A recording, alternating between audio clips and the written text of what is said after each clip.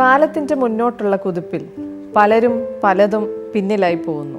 എന്നാൽ ആ വിസ്മൃതിയുടെ അഗാധങ്ങളിലും ഒളിമങ്ങാത്ത ചില സ്വപ്നങ്ങൾ, സന്തോഷങ്ങൾ, ഇവ കൊണ്ടാണ് ജീവിതം മുന്നോട്ട് പോകുന്നത്. പാറക്കെട്ടുകളും കുന്നുകളും മലകളും താണ്ടി ഒഴുകുന്ന ഒരു നദി പോലെ ഒരിക്കലും കെട്ടുപോകാത്ത നെരിപ്പോടായി ജീവിത അവസാനം വരെ അത് അവശേഷിക്കുന്നു. നെരിപ്പോടിൽ ആ ഓർമ്മകൾ ചികഞ്ഞെടുക്കുന്നു. സ്നേഹത്തോടെ എല്ലാവരെയും സ്വാഗതം ചെയ്യുന്നു.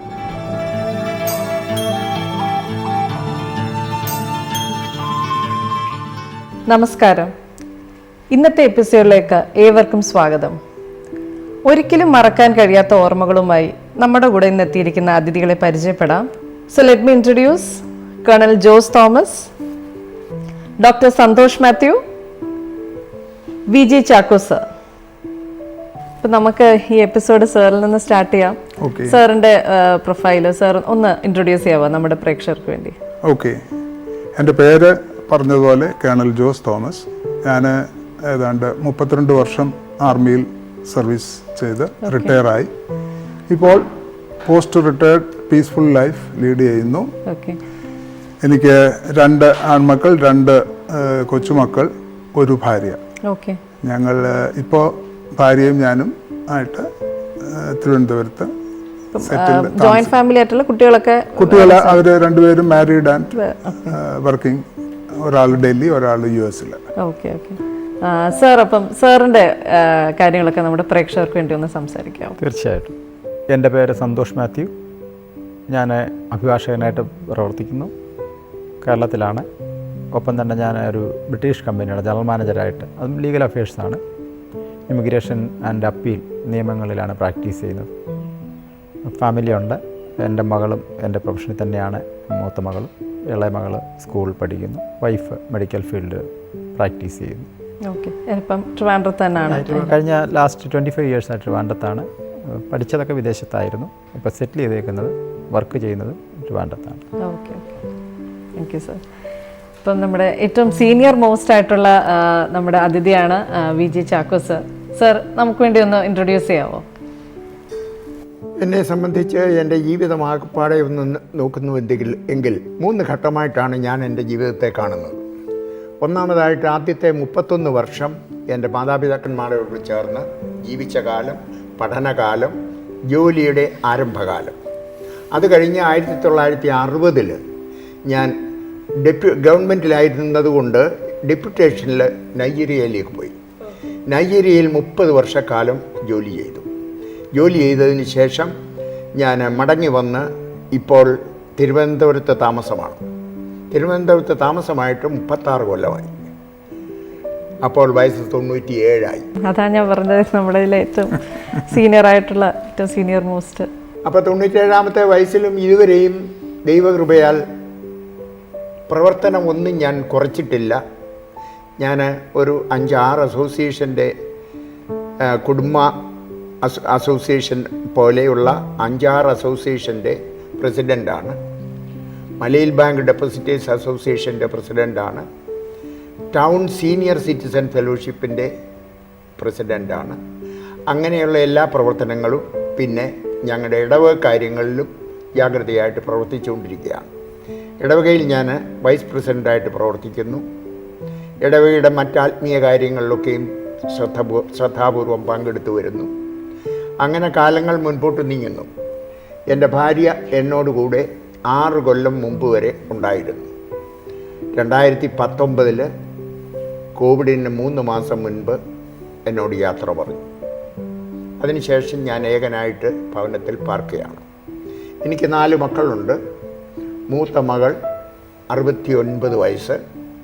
അവൾ എറണാകുളത്ത് താമസമുണ്ട്. ഹസ്ബൻഡ് ഒരു അക്കൗണ്ടൻ്റാണ്. അവർ സുഖമായിട്ടും സന്തോഷമായിട്ടും അവിടെ താമസിക്കുന്നു. ആൺമക്കൾ 4 പേര്. 4 പേരിൽ 2 പേര് എൻജിനീയേഴ്സാണ്. അവർ അമേരിക്കയിൽ ചീഫ് എക്സിക്യൂട്ടീവ്സായിട്ട് വർക്ക് ചെയ്യുന്നു. രണ്ടാമത്തെ മകന് ഒരു കാർഡിയോ ഡോക്ടറാണ്.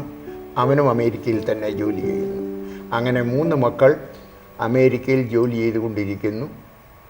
എന്നെ നോക്കാൻ അവർക്ക് സമയമില്ലാത്തത് കൊണ്ട് ഞാൻ തന്നെ ഇവിടെ ഭവനത്തിൽ താമസിക്കുകയാണ്.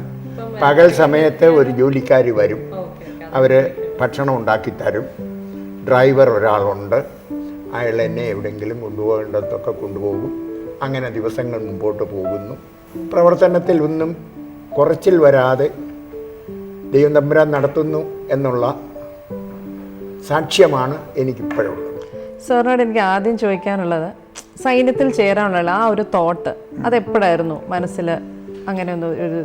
അതെനിക്ക് തോന്നുന്നത് എനിക്ക് ചെറുപ്പം, അതായത് പഠിക്കുന്ന കാലം മുതലേ ഉണ്ടായിരുന്നു എന്നാണ് എനിക്ക് തോന്നുന്നത്. കാരണം ഞാൻ സൈനിക് സ്കൂളിൽ ജോയിൻ ചെയ്യാനായിട്ട് 6ാം ക്ലാസ്സിൽ വെച്ച് പേപ്പറിൽ അഡ്വർടൈസ്മെൻറ്റ് കണ്ടിട്ട് ആപ്ലിക്കേഷൻ വരുത്തുകയൊക്കെ ചെയ്തു. അപ്പോൾ എൻ്റെ ഫാദർ ആർമിയിലായിരുന്നതുകൊണ്ട് പുള്ളിക്ക് അതിനകത്ത് വലിയ താല്പര്യമില്ലായിരുന്നു. ഞാൻ വിചാരിച്ചു അതിലോട്ട്. അപ്പോൾ ഞാൻ മമ്മിയോടാണ് ഈ വിവരം പറയുന്നത്. അപ്പോൾ പപ്പ പറഞ്ഞു, ഇപ്പോഴേ ഇത്ര ചെറുപ്പത്തിലേ വിടണ്ട, പ്രായമായി കഴിഞ്ഞിട്ട് വീണ്ടും അവന് അത് തന്നെയാണ് ആഗ്രഹമെങ്കിൽ പൊയ്ക്കോട്ടെ, അല്ലെങ്കിൽ ഇപ്പോഴേ നമ്മൾ കൊച്ചു കുട്ടിയല്ലേ, അതുകൊണ്ട് ഇപ്പോഴേ അങ്ങനെ ചാനലൈസ് ചെയ്ത് വിടണ്ട എന്ന് പറഞ്ഞു.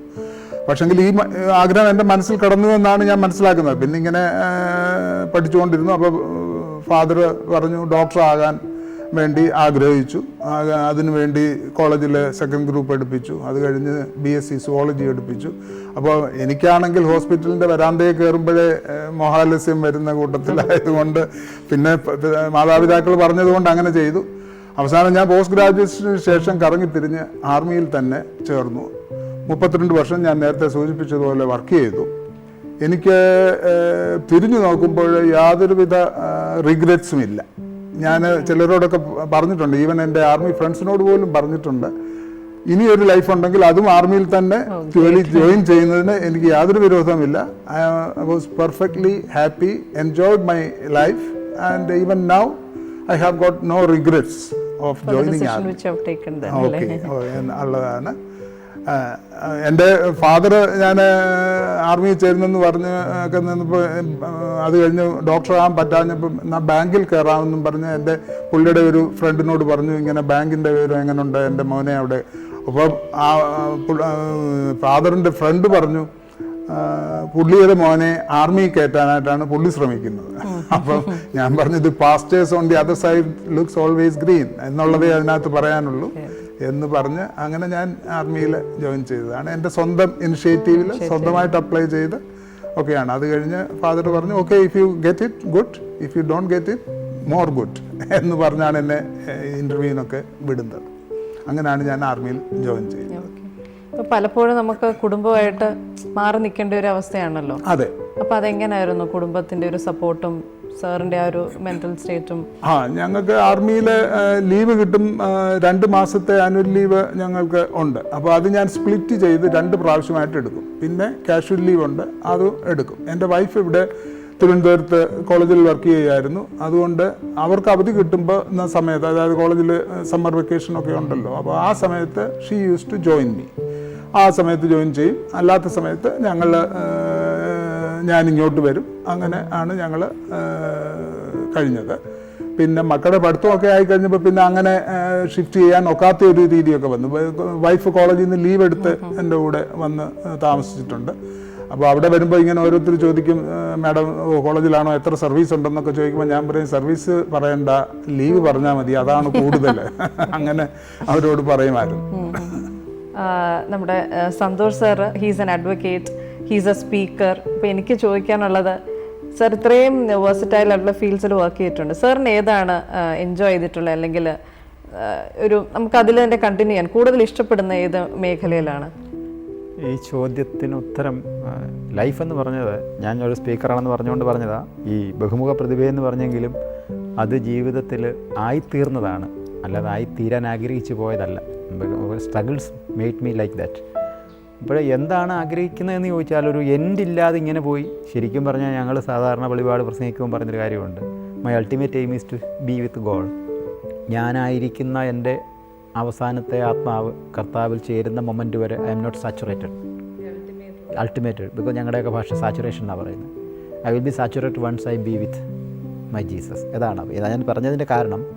ഞാൻ എൻ്റെ ലൈഫ് തുടങ്ങുന്ന ഒരു എഞ്ചിനീയറായിട്ടാണ്. കാരണം കേരളത്തിൽ ഒരു എഞ്ചിനീയറിംഗ് കോളേജിൽ നിന്ന് ഒരു ഗ്രാമത്തിൽ വളർന്നു, എഞ്ചിനീയറിംഗ് കോളേജ് പഠിച്ചു. പിന്നീട് തൊഴിലില്ലായ്മയുടെ ഒരു വക്കിലാണ്. ആ കാലഘട്ടങ്ങളിൽ വലിയ സാമൂഹ്യ രാഷ്ട്രീയ പ്രവർത്തനമൊക്കെ ഉള്ള ഒരു രാഷ്ട്രീയ നേതാവും കൂടായിരുന്നു ഞാൻ, ഒരു ഇടതുപക്ഷ നേതാവും കൂടായിരുന്നു ഞാൻ. അതാണ് എന്നെ ദൈവത്തിൽ നിന്ന് അകറ്റിയത്. ഞാനൊരു ദൈവവിശ്വാസിയല്ലായിരുന്നു. അതെയോ? യെസ്, ഞാൻ എത്തിസ്റ്റായിരുന്നു. വിശുദ്ധ ബൈബിളൊക്കെ വലിച്ചു കീറി എറിഞ്ഞ് നടന്ന കേരളത്തിലെ വലിയ പ്രാസംഗികനായിരുന്നു ഞാൻ.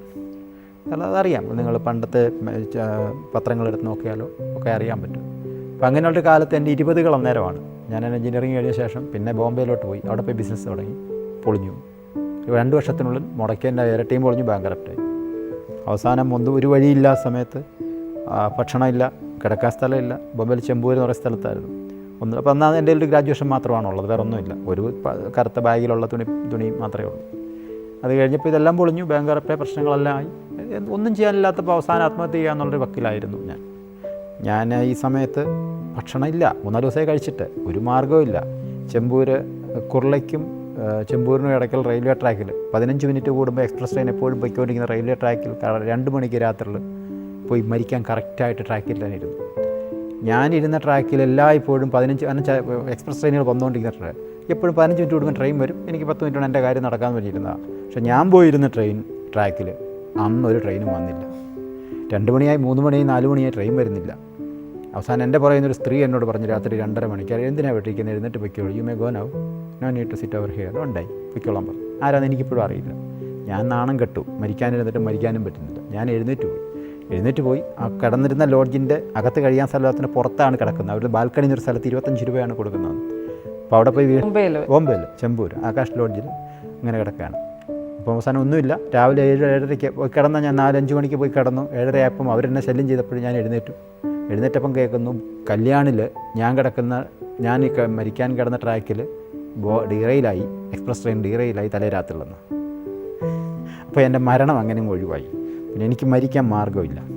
സോ ഞാൻ അതിൻ്റെ 2 ദിവസം കഴിഞ്ഞ് ഞാൻ വിചാരിച്ചു ഇനി ഒരു കാര്യം ചെയ്യാം, വഴി who will give me A path. അപ്പോൾ ഇങ്ങനെ നടന്നപ്പോൾ കുറച്ച് പ്രാർത്ഥിക്കാനൊന്നും ഇഷ്ടപ്പെടുന്ന ആയിരുന്നില്ല. പക്ഷേ ഞാൻ എന്നാലും എൻ്റെ കയ്യിൽ ഒന്നുമില്ലാത്തതുകൊണ്ട് ഞാൻ അടുത്തൊരു ചെറിയൊരു പള്ളിയിൽ പോയി, ഒരു പെന്തക്കോസ് പള്ളി. ഞാൻ വിചാരിച്ചു അവർ വലിയ തട്ടും പൊട്ടൊക്കെ കേൾക്കുന്നു ചെമ്പൂർ ബ്രിഡ്ജിൻ്റെ അടിയിൽ.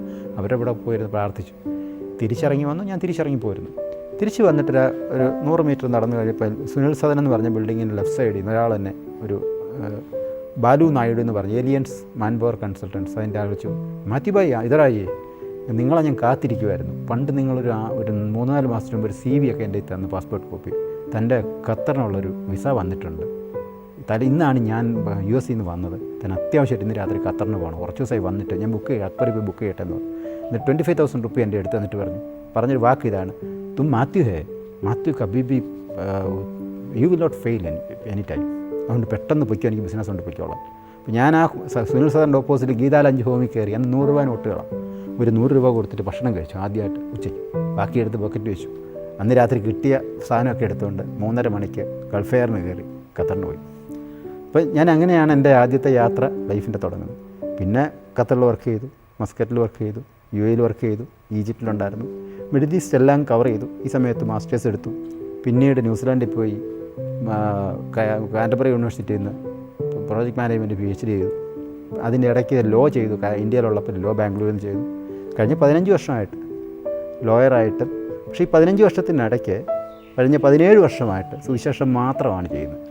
ലോയറൊക്കെ ആണെങ്കിലും സുവിശേഷ വേല മാത്രമാണ്. ബിക്കോസ് ഒരു പ്രീച്ചറാണ്, പബ്ലിക് സ്പീക്കറായിട്ടും ഒരു കാര്യമേ പറയുള്ളൂ, എൻ്റെ മഹത്വത്തിനല്ല, കർത്താവിൻ്റെ വരവിന് ഒരുങ്ങിയിരിക്കാൻ ജനത്തെ രൂപപ്പെടുത്തുക എന്നൊരു ജോലി മാത്രമേ എവിടെ ചെന്നാലും പറയും. അത് പറയെ ഇറങ്ങിപ്പോരുക. അത് കുട്ടികളുടെ ഇടയിലേക്ക് ഇറങ്ങിച്ചെല്ലാറുണ്ട്. കാരണം മെഡിക്കൽ കോളേജുകളിൽ, നഴ്സിംഗ് കോളേജുകളിൽ ഈ റെഡ് ക്രോസിന് വേണ്ടിയൊക്കെ പ്രസംഗിക്കാൻ പോകും. അപ്പോൾ അവിടെയൊക്കെ ചെല്ലുമ്പോൾ അവർക്ക് കൗൺസിലിങ്ങും മോട്ടിവേഷനും വേണം. ഞാനപ്പോൾ പറഞ്ഞു തുടങ്ങുന്നത് ഫസ്റ്റ് ഓഫ് ഓൾ പറഞ്ഞു, I believe in Jesus, I love Jesus, that is the reason I am here. കുഞ്ഞുങ്ങൾക്ക് ഇത് കൊടുക്കുമ്പോഴുള്ള പ്രത്യേകത എന്ന് പറഞ്ഞാൽ അവർക്ക് അവരുടെ പരീക്ഷ പ്രശ്നങ്ങളുണ്ട്, കുടുംബ പ്രശ്നങ്ങളുണ്ട്, അതിനെല്ലാം അപ്പുറം അവർക്ക് നിത്യജീവനും കൂടെ കൊടുക്കുമ്പോൾ ദേ ആർ ഹാപ്പി. അത് ഞാൻ കേരളത്തിലും മദ്രാസിലൊക്കെ സാധാരണഗതിയിൽ പോകുമ്പോൾ ചെയ്തുകൊണ്ടിരിക്കുന്നത്. അപ്പം ആ 1 മണിക്കൂർ കൊണ്ട് അനേകം പേര് ക്രിസ്തുവിലെത്തിക്കാൻ പറ്റുന്നു എന്നൊരു വസ്തുത. ജീവിതവും ഭൂമിയിലെ ജീവിതവും സ്വർഗത്തിലെ ജീവിതവും കൂടെ തിരിച്ചു കൊടുക്കാനാണ്. സാധാരണ ഞങ്ങൾ അഭിഭാഷകരെക്കുറിച്ചൊക്കെ പറയുന്നത് അവർ ഈ പരിപാടിയൊന്നും ഇല്ലാത്ത, പക്ഷേ അങ്ങനെയല്ല. ഞാൻ ശരിക്കും ഒരു ജഡ്ജിനെ കാണുമ്പോഴും സ്വർഗത്തിലെ ജഡ്ജിയാണ് ഞാൻ ഓർക്കുന്നത്. അപ്പം ഇവരുടെയൊക്കെ ഇപ്പോൾ ചക്കോ സാറിനെയൊക്കെ വെച്ച് പറയുമ്പോൾ ലൈഫ് എക്സ്പീരിയൻസ് എനിക്ക് കുറവാണെങ്കിലും സ്ട്രഗിൾസ് ഉണ്ടായിരുന്നു. Through that struggles I got A life. ആ ലൈഫ് ഇനി കുറച്ചുകൂടെ പോയി അങ്ങനെ ആ വഴി. ആ ഒരു സ്ട്രഗിൾസ് ആണോ ഈ ഒരു ട്രാൻസ്ഫോർമേഷന് ഹെൽപ്പ് ചെയ്തത്, അല്ലെങ്കിൽ ഒരു സ്ട്രഗിൾസ് അല്ല, സിൻസ് ആണ്. സ്ട്രഗിൾസിനപ്പുറം സിൻസ് എന്ന് പറഞ്ഞാൽ ഞാനൊരു പറഞ്ഞല്ലോ, ഞാൻ ബൈബിൾ, അതായത് നമ്മളൊക്കെ വിശ്വസിക്കുന്ന, ആരാധിക്കുന്ന അല്ലെങ്കിൽ അറിയുന്ന വിശുദ്ധ ഗ്രന്ഥമായ ബൈബിൾ, അത് കത്തിച്ച് കളയുക, അത് കീറിക്കളയുക. അങ്ങനെ ചെയ്തു കടന്നൊരു മനുഷ്യനെ ദൈവത്തിന് ആവശ്യമുണ്ടായിരുന്നിരിക്കാം. അപ്പം അത് കത്തിച്ച് കളഞ്ഞത് എനിക്ക് പൂർണ്ണമായിട്ട് ഞാനത് ദൈവമില്ല, ഈ എനിക്ക് പരിശുദ്ധാത്മാവിനെ തരാൻ ശക്തിയുള്ള ദൈവമില്ല എന്ന് വിശ്വസിച്ച് നടന്ന എന്നിലോട്ട് അത് ഫുൾഫിൽ ചെയ്ത് ദൈവം തരുമ്പോൾ ഇപ്പോൾ എനിക്ക് മനസ്സിലായി, ഞാൻ ടേസ്റ്റ് ചെയ്ത ശേഷമാണ് അത് തിരഞ്ഞെടുത്തത്. ഞാൻ ടേസ്റ്റ് ചെയ്തു, ദൈവം എന്നെ തിരഞ്ഞെടുത്തു. പിന്നെ ഞാൻ ആ പഴയത് എനിക്ക് അറിയാം, വേർവാസായി. അപ്പോൾ അത് ഞാൻ ഈ വഴിയിലേക്ക് ഇനി മാറി. അപ്പോൾ അതുകൊണ്ട് സ്ട്രഗിൾസൊക്കെ ഒരുപാട് എന്നെ ഇതിലേക്ക് നയിച്ചുവെങ്കിലും ദൈവത്തിൻ്റെ വിളിയാണ് എന്നെ നയിച്ചത്. സർ, നമ്മൾ ഭയങ്കര ഒരു ഇമോഷണലായിട്ടുള്ള ഒരു ഇതാണിപ്പം കേട്ടത്, സാറിൻ്റെ അനുഭവം. അപ്പം സാറിൻ്റെ ഒപ്പീനിയൻ എന്താണ് ഇതിൽ? എൻ്റെ അഭിപ്രായം, ഇതുപോലെയുള്ള അനേകം സംഭവങ്ങൾ എൻ്റെ ജീവിതത്തിൽ ഞാൻ കേട്ടിട്ടുണ്ട്, കണ്ടിട്ടില്ല.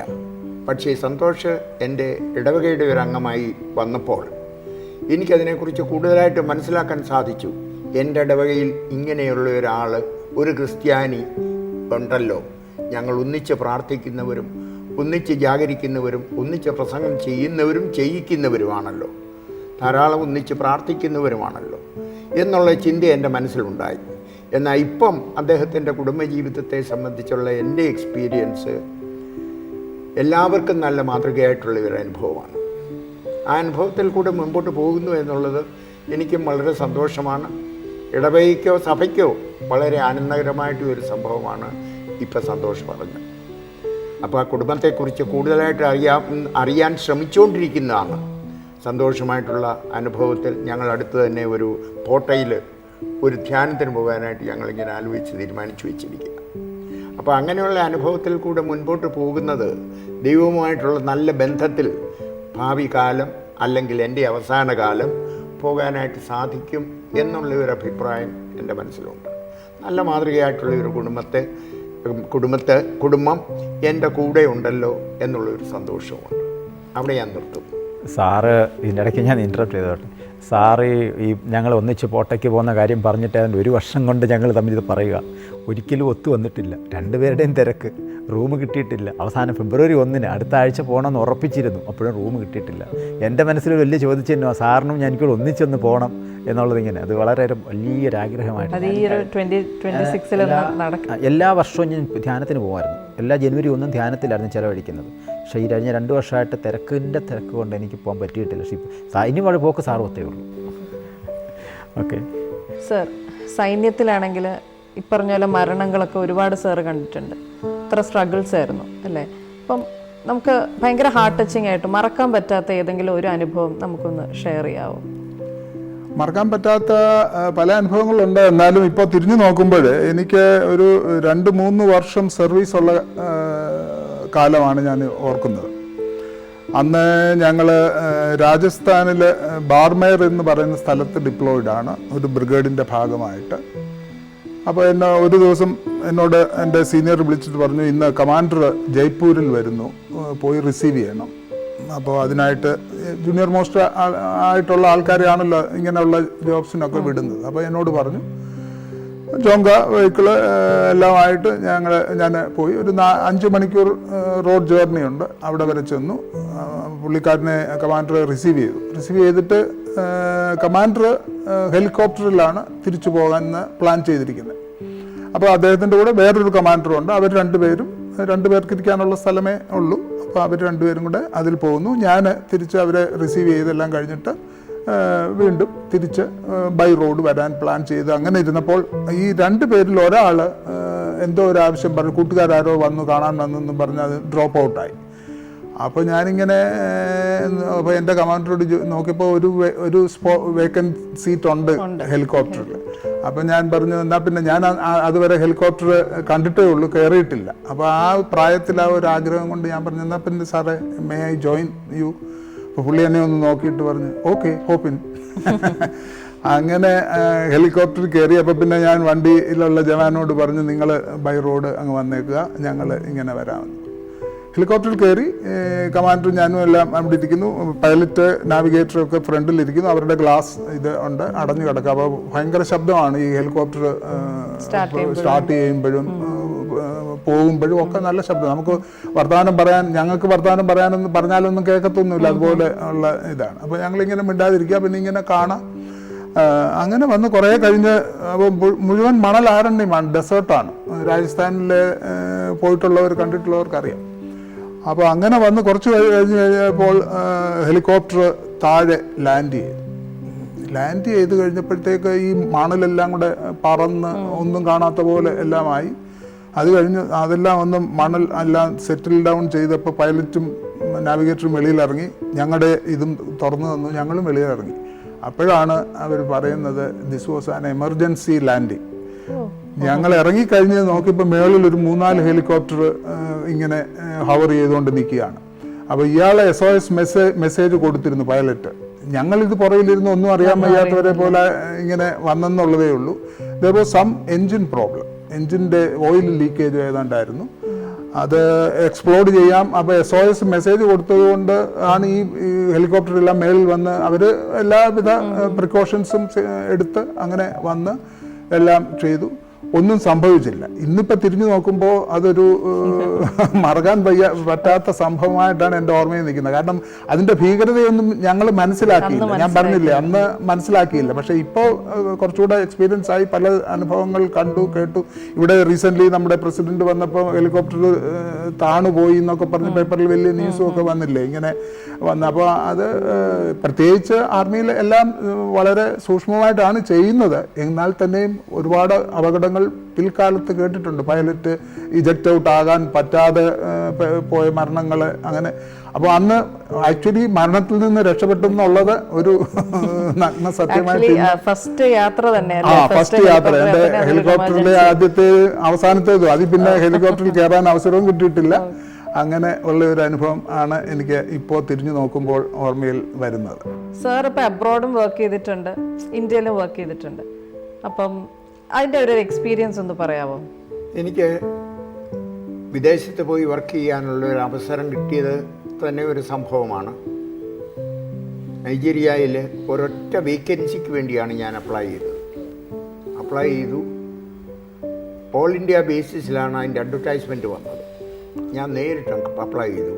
14-ാം ദിവസം എനിക്ക് മറുപടി കിട്ടി, you are being considered, send your CV etcetera അയച്ചു കൊടുത്തു. വീണ്ടും 14 ദിവസം കഴിഞ്ഞപ്പോൾ എനിക്ക് അപ്പോയിൻമെൻറ്റ് ലെറ്റർ കിട്ടി. The only vacancy possibly in the whole world or in India. അപ്പോൾ ആ വേക്കൻസി കിട്ടി. എത്രയും പെട്ടെന്ന് ചെല്ലണമെന്നുള്ള സന്ദേശവും വന്നു. അത് കഴിഞ്ഞതിന് ശേഷം എൻ്റെ ജീവിതത്തിലെ എക്സ്പീരിയൻസാണ്. ആ എക്സ്പീരിയൻസ് ഒരുപാട് നല്ല എക്സ്പീരിയൻസ് ഉണ്ട്. അതിലേറ്റവും പ്രധാനപ്പെട്ട എക്സ്പീരിയൻസ് എന്ന് പറയുന്നത് എൻ്റെ 59-ാമത്തെ വയസ്സിലെ എക്സ്പീരിയൻസാണ്. 59-ാമത്തെ വയസ്സിലെ എക്സ്പീരിയൻസ് എന്ന് പറഞ്ഞാൽ 1987 ഞാൻ പ്രിൻസിപ്പലായി, ഇൻ്റർനാഷണൽ സ്കൂളിൻ്റെ പ്രിൻസിപ്പലായി. യൂണിവേഴ്സിറ്റി കോളേജിലും യൂണിവേഴ്സിറ്റിയുടെ അപ്പോയിൻമെൻ്റാണ്. അന്ന് ഞങ്ങൾക്കൊരു അസോസിയേഷനുണ്ട്. ആ അസോസിയേഷൻ്റെ പേര് ഇൻ്റർനാഷണൽ ബക്കലോറിയറ്റ് അസോസിയേഷൻ എന്നാണ്. ഇൻ്റർനാഷണൽ ബക്കലോറിയറ്റ് അസോസിയേഷൻ എന്ന് പറഞ്ഞാൽ 150 സ്കൂളുകൾ, ലോകത്തെല്ലാം കൂടെ 150 സ്കൂളുകൾ ഒന്നിച്ചു ചേർന്ന് ഒരു അസോസിയേഷനുണ്ട്. അതിൻ്റെ പേര് ഇൻ്റർനാഷണൽ ബക്കലോറിയറ്റ് പ്രിൻസിപ്പൽസ് കോൺഫറൻസ് എന്ന് പറയും. അപ്പോൾ ഞാൻ പ്രിൻസിപ്പൽ ആയതുകൊണ്ട് 1987 പ്രിൻസിപ്പൽസ് കോൺഫറൻസിന് എനിക്കൊരു ക്ഷണം കിട്ടി. ആ ക്ഷണനത്തിന് എനിക്ക് പോകണമെന്ന് വരും. വൈസ് ചാൻസലറുടെ അനുവാദം വേണം. അത് എവിടെയായിരുന്നു അത് ഹോസ്റ്റ് ചെയ്യുന്നത്? അത് സ്പെയിനിലാണ്. അപ്പോൾ വൈസ് ചാൻസലറുടെ അനുവാദം വേണം. വൈസ് ചാൻസലർ അനുവദിച്ചു. എനിക്ക് പാസേജൊക്കെ ബുക്ക് ചെയ്തു, എല്ലാം ചെയ്തു, ടിക്കറ്റും കിട്ടി. ഞാൻ പോകാനായിട്ട് തയ്യാറായി. പോയി അവിടെ ചെന്നപ്പോൾ ഞങ്ങൾ ഹോട്ടൽ പാരീസിലാണ് താമസിക്കുന്നത്. ഹോട്ടൽ പാരീസിൽ താമസിച്ചു. തലേ ദിവസം വൈകിട്ട് ഹോട്ടൽ പാരീസിൽ താമസിച്ചു. നല്ല തണുപ്പാണ്. പിറ്റേ ദിവസം ഒരു 4 മണിയായപ്പോൾ ഞങ്ങളുടെ കോൺഫറൻസിന് ഞാൻ ഹാളിലേക്ക് പോകാനായിട്ട് ഒരുങ്ങി കഴിഞ്ഞപ്പോൾ കോട്ടും സൂട്ടും ഒക്കെ ഇട്ട് തണുപ്പിനെ അകറ്റാനായിട്ടുള്ള എല്ലാ മാർഗങ്ങളും, അവൈലബിൾ മാർഗങ്ങളെല്ലാം സ്വീകരിച്ചു. ഞാൻ മുറിയിൽ നിന്ന് പുറത്തേക്ക് ഇറങ്ങി. ഒരു 50 അടി നടന്നാൽ ഹാളിലേക്ക് എത്തും. ഞാൻ പുറത്തേക്ക് ഇറങ്ങിക്കഴിഞ്ഞപ്പോൾ പതിയെ അങ്ങോട്ട് നടന്നു ചെല്ലുമ്പോൾ അവിടെ കുറച്ച് ദൂരെ നിന്ന് ഒരു സായിപ്പ് എന്നെ ഇങ്ങനെ വളരെ കാര്യമായിട്ട് നോക്കിക്കൊണ്ടിരിക്കുന്നു. ഞാൻ ഹോളിലേക്ക് അടുക്കാനായിട്ട് ശ്രമിക്കുമ്പോൾ അദ്ദേഹം എൻ്റെ നേരെ കൊണ്ട് അടുത്ത് വരുന്നു. അപ്പോൾ ഞാൻ വിചാരിച്ചു ഇയാളാരാ, ഒരു 6 അടി പൊക്കവും നല്ല പേഴ്സണാലിറ്റിയും ഓവർകോട്ടും ഒക്കെ ഇട്ട് നല്ല സ്റ്റൈലിൽ നിൽക്കുന്ന ഒരാൾ എൻ്റെ അടുത്ത് വന്നു. ഞാൻ വളരെ അടുത്ത് വന്നപ്പോൾ അങ്ങേര് എന്ത് ചെയ്ത് ആ ഓവർകോട്ട് ഊരി. അപ്പം എന്നെ ഇങ്ങനെ വിറയ്ക്കുന്നുണ്ട് കേട്ടോ, നല്ല വിറയലാണ്, തണുപ്പ് സഹിക്കാൻ നിവൃത്തിയില്ല. ഇതങ്ങേര് കണ്ടു. അങ്ങേരുടെ ഓവർകോട്ട് ഊരി എൻ്റെ നേരെ നീട്ടിയപ്പം ഞാൻ പറഞ്ഞു, no sir, I can manage otherwise please എന്ന് പറഞ്ഞു. ഉടനെ അങ്ങേര് പറയുകയാണ്, no take it, your need is greater than mine. ആദ്യമായിട്ട് കാണുന്ന ഒരു സായിപ്പാണ് അയാൾ. എന്നെയും ആദ്യമായിട്ട് കാണുകയാണ്. I am the only Indian in that conference. വേറെ ഇന്ത്യൻ കോൺഫറൻസിൽ ആരുമില്ല. അപ്പോൾ ഇദ്ദേഹം ഈ കോട്ട് ഊരി ഇങ്ങോട്ട് തന്ന് ഞാൻ വേണ്ടാന്ന് പറഞ്ഞിട്ടും അങ്ങേരോട് ആ കോട്ട് എൻ്റെ പുറത്തോട്ടിട്ടപ്പോൾ എൻ്റെ തണുപ്പ് വളരെ ആശ്വാസമായി. ഞാൻ പതിയെ ഒരു 10 അടിയൂടെ നടന്ന ഹോളിൽ പ്രവേശിച്ച് ഒരു കസേരയിൽ പോയി ഇരുന്നു. അങ്ങോട്ട് നോക്കിയപ്പോൾ അദ്ദേഹം ഇരിക്കുന്ന ആ കസേരയില്ല. അദ്ദേഹം ആ കസേരയിലിരിക്കുന്നു. So I knew he was the chairman. അപ്പോൾ ഞാൻ വിചാരിച്ചു ഇങ്ങനെ ഒരു വലിയ ആളായിരിക്കണമല്ലോ. ഒടുവിൽ ഞാൻ പിന്നീട് അന്വേഷിച്ചപ്പോൾ മനസ്സിലായി ഇൻ്റർനാഷണൽ ബക്കലോറിയറ്റ് അസോസിയേഷൻ്റെ പ്രസിഡൻ്റാണ് പ്രസിഡൻ്റാണ്. അതുകൊണ്ടാണ് അവിടെ വന്ന് ആ മീറ്റിങ്ങിൻ്റെ അധ്യക്ഷനായിട്ടിരുന്നത്. മീറ്റിങ്ങൊക്കെ കഴിഞ്ഞു, നല്ലൊരു പ്രസംഗമൊക്കെ കേട്ടു. അതെല്ലാം കഴിഞ്ഞ് ഞാൻ പുറത്തേക്ക് ഇറങ്ങിയപ്പോൾ ഇങ്ങനെ briskly he was walking to me. എൻ്റെ അടുത്തേക്ക് ഏകദേശം ഓടി വരുന്നത് പോലെ നടന്നു വന്ന് എൻ്റെ അടുത്ത് വന്നു കഴിഞ്ഞപ്പോൾ എന്നോട് പറയുക, മിസ്റ്റർ ചാക്കോ. അപ്പം ഞാൻ വിചാരിച്ചു ഇന്ത്യാമാനില്ലയോ, കോട്ടും കൊണ്ട് കടന്നുകളി തിരികെ മേടിക്കാനാണെന്നാണ് ഞാൻ വിചാരിച്ചത്. അപ്പോൾ അവിടെ വന്നിട്ട് എന്നോട് പറയാം, mister Chacko, do you mind joining me for dinner at hotel Paris at 7 PM tomorrow? If you like you can call one of your friends also. ഇത്രയും പറയും. നമുക്കൊരു ഡിന്നർ കിട്ടുന്നില്ലേ. ഏതായാലും ഞാൻ യേസ് പറഞ്ഞു. ഇങ്ങനെ അറിയില്ലല്ലോ. ഞാൻ യേസ് പറഞ്ഞ സമ്മതിച്ചു. ഞങ്ങൾ തമ്മിൽ പിരിഞ്ഞു. പിറ്റേ ദിവസം 7 മണിയായപ്പോൾ ഞാൻ ഹോട്ടൽ പാരീസിൽ ചെന്ന് കഴിഞ്ഞപ്പോൾ ടേബിളിൽ വൈനും ഒക്കെ ആയിട്ട് വേണ്ട എല്ലാ സജ്ജീകരണങ്ങളോടുകൂടെ അങ്ങനെ he was waiting for me. ഞാൻ എൻ്റെ ഒരു ഫ്രണ്ടൊന്നുമില്ല, അവിടെ ചെന്നതല്ലേ ഉള്ളൂ, ഒരു ഫ്രണ്ടുമില്ല. ഗാനാക്കാരനൊരു തന്നെ കണ്ടു. ആ ഗാനാക്കാരനെ കൂടെ വിളിച്ചുകൊണ്ട് ഞങ്ങൾ 2 പേരും കൂടെ ഈ ഡിന്നറിന് സംബന്ധിക്കാനായിട്ട് അവിടെ ചെന്നപ്പോൾ അങ്ങേര് എഴുന്നേറ്റ് നിന്ന് ഞങ്ങളെ സ്വീകരിച്ച് ഇരുത്തി വൈനുമൊക്കെ എടുത്ത് ആദ്യം തന്നു. അത് ഞങ്ങൾ ശകലം സിപ്പ് ചെയ്തു. ഒക്കെ ഇങ്ങനെ പതിയെ വർത്തമാനം പറയാൻ തുടങ്ങിയപ്പോൾ അദ്ദേഹം എന്നോട് പറയാണ്, കുറച്ച് കഴിഞ്ഞപ്പോൾ എന്നോട് പറയാണ്, look mister Chacko, I like India and Indians very much. അപ്പം ഞാൻ വിചാരിച്ചു ഞാനൊരു ഇന്ത്യക്കാരനായതുകൊണ്ടാണല്ലോ അദ്ദേഹം അങ്ങനെ പറഞ്ഞത്. ഏതായാലും സായിപ്പിനോട് എൻ്റെ ഉള്ളിൽ വെറുപ്പാ. കാരണം സായിപ്പ് ഇവിടെ ഭരിച്ചതല്ലേ, അതുകൊണ്ട് തന്നെ. പക്ഷെ സാർ അവിടെയല്ലേ ഇപ്പം ഫോറിനിലെല്ലാവരും അപ്പം വർക്ക് ചെയ്യുന്നു. അതെ, ആദ്യം പക്ഷെ ഒരിക്കലും എൻ്റെ കീഴെ 5-6 ടീച്ചേഴ്സുണ്ട്, ഈ വൈറ്റ് ആളുകളൊക്കെ. പക്ഷേ ഇപ്പോൾ അതൊന്നുമില്ല. ഞാനതൊന്നും കാണിക്കത്തില്ല. വർക്കിംഗ് പ്ലേസിൽ അങ്ങനെയുള്ള കാര്യങ്ങളൊന്നുമില്ല. ഉള്ളിൽ ഇംഗ്ലണ്ടിലെ സായിപ്പ് എന്നുള്ളൊരു വെയ്പ്പ്. പക്ഷെ നിരയിൽ അദ്ദേഹം ഉടനെ എന്നോട് പറയാണ്, do you no mister Chacko, I did a lot for your independence എന്നായി. അപ്പം ഞാൻ വിചാരിച്ചു ഇങ്ങനെ ഇൻഡിപെൻഡൻസിനാണെന്ന് വരും, അപ്പോൾ ഇവിടെയൊക്കെ കാണണമായിരിക്കുമല്ലോ, ഇങ്ങനെ റെസ്പെക്റ്റബിൾ ആളായിരിക്കുമല്ലോ എന്നൊക്കെ മനസ്സിൽ ഇങ്ങനെ അളന്ന് ഞാൻ മുമ്പോട്ട് പോവുക. കുറേ കഴിഞ്ഞപ്പോൾ പറഞ്ഞു, I had a series of meeting with Pandit Jawaharlal Nehru and Mahatma Gandhi. Mahatma Gandhi എന്ന് പറഞ്ഞ് അങ്ങേരെ അവിടെ നിർത്തിയില്ല. മഹാത്മാഗാന്ധി എന്ന് പറഞ്ഞിട്ട് എന്നോട് പറയാണ്, the greatest man ever lived on earth. ആ ഒരു ടൈറ്റിൽ കിട്ടിക്കഴിഞ്ഞപ്പോൾ എനിക്ക് അങ്ങേരുടെ മുമ്പിൽ വീണ് അങ്ങേരെ നമസ്കരിക്കാനായിട്ടുള്ള മനോഭാവം എനിക്കുണ്ടായി. കാരണം ഹൗ ഗ്രേറ്റ് ഈസ് മഹാത്മാഗാന്ധി എന്നുള്ളത് എൻ്റെ മനസ്സിലുണ്ട്. ഞാൻ ദൂരവേ കണ്ടിട്ടുണ്ട്, പ്രസംഗം കേട്ടിട്ടുണ്ട്, ഇതെല്ലാം ഉള്ളയാളാണ്. അപ്പോൾ അങ്ങനെ വിദേശ രാജ്യത്ത് വെച്ച് തന്നെ നമ്മുടെ കൺട്രിയെ കുറിച്ച് ഒരാൾ അങ്ങനെ പറയുമ്പോൾ അല്ലേ നമുക്ക് ഭയങ്കര അഭിമാനം തോന്നുന്നത്. ഇവിടുത്തെ ആളുകൾ നേരെ മറിച്ച് പിന്നെ ഗോഡ്സെയെ പോലുള്ള ആളുകൾ കൊല്ലാനായിട്ട് പിന്നെ ചട്ടം ഒരുക്കിക്കൊണ്ടിരിക്കുന്ന ആളുകൾ ഇരിക്കുന്നവരുടെ മധ്യത്തിൽ എന്നോട് ഏക ഇന്ത്യക്കാരനായ എന്നോട് പറയുകയാണ്, the greatest man ever lived on earth എന്ന് പറഞ്ഞപ്പോൾ എനിക്ക് ഭയങ്കര സന്തോഷമായി. പിന്നെ അങ്ങേര് പറഞ്ഞു, I had a series of meetings with Pandit Jawaharlal Nehru and Mahatma Gandhi. Oh, അപ്പോൾ ഇങ്ങനെ വലിയ ആളായി. അപ്പോൾ I did a lot for your independence. ഇത്രയൊക്കെ അങ്ങോട്ട് സംഭാഷിക്കുമ്പോൾ ഞങ്ങൾ കഴിക്കുന്നതിനിടയിൽ ഇതൊക്കെ സംഭാഷിച്ച് കുറേ കഴിഞ്ഞപ്പോൾ അങ്ങേരെ എന്നോട് പറയുകയാണ്, do you know your last viceroy? ഞാൻ പറഞ്ഞറിയാം, Lord Mountbatten. Yes, I am his secretary.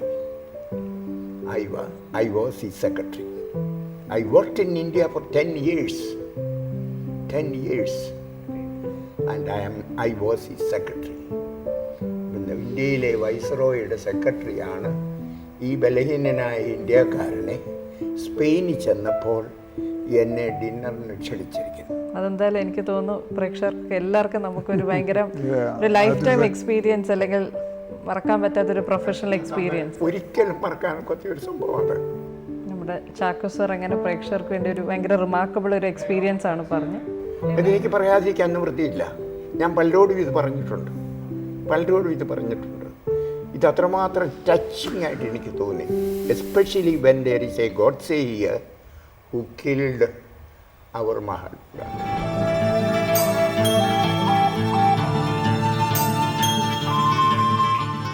വളരെ ഹൃദയസ്പർശിയായ ഒരു എപ്പിസോഡാണ് ഇപ്പം നമ്മൾ കണ്ടു കഴിഞ്ഞത്. മറ്റ് ഒരുപാട് ഓർമ്മകളുമായി നമുക്ക് ഇനിയൊരു എപ്പിസോഡിൽ നമുക്ക് വീണ്ടും കാണാം. Thank you.